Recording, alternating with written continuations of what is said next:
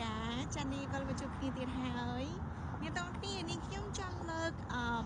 យកមកចែករំលែកដល់គ្នាទៀតហើយសម្រាប់បងប្អូនខ្មែរយើងដែលគាត់មានផ្ទះមួយហើយដែលគាត់ build agree build អីហើយឥឡូវហ្នឹងគាត់ចាប់អារម្មណ៍ចង់ upgrade ផ្ទះឲ្យទៅជាធំជាងហ្នឹងចាឬមួយអ្នកទាំងអស់គ្នាចង់ទិញផ្ទះនៅតំបន់ផ្សេង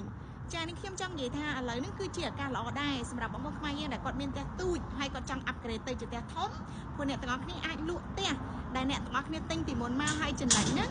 ចាយើងអាចមកទិញផ្ទះធំបានដោយយើងជួនកាលអត់តម្រូវឲ្យយើងត្រូវការដាក់លុយដើមថែមផងហើយណាមួយអីដោយសារផ្ទះដែលយើងទិញហើយហ្នឹងគឺយើង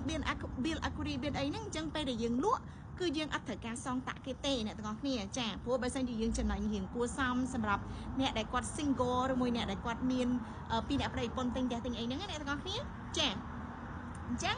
សម្រាប់បងប្អូនខ្មែរយើងដែលគាត់ចង់ដូរទីតាំងពីផ្ទះទូចទៅផ្ទះធំចាអ្នកទាំងអស់គ្នា build agree ហើយអញ្ចឹងពេលដែលយើងលក់យើងអាចយកលុយលក់ដែលយើងចំណេញហ្នឹងគឺយើងយកទៅដាក់ផ្ទះថ្មីបានអញ្ចឹងណាបើសិនជាអ្នកទាំងអស់គ្នាចាប់អារម្មណ៍ហើយណាមួយទៀតដែរសម្រាប់បងប្អូនខ្មែរយើងដែលគាត់មានផ្ទះមួយហើយគាត់ចង់ទិញផ្ទះមួយទៀត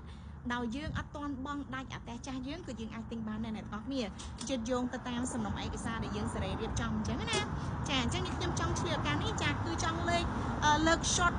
ដើម្បីសម្រាប់អ្នកទាំងអស់គ្នាដឹងតែប៉ុណ្ណឹងអញ្ចឹងសម្រាប់ព័ត៌មានបន្ថែមកុំភ្លេចតាក់ទងនេះខ្ញុំណាតាមរយៈទូរស័ព្ទដៃ213 608 6408អរគុណអ្នកទាំងអស់គ្នាបាយបាយ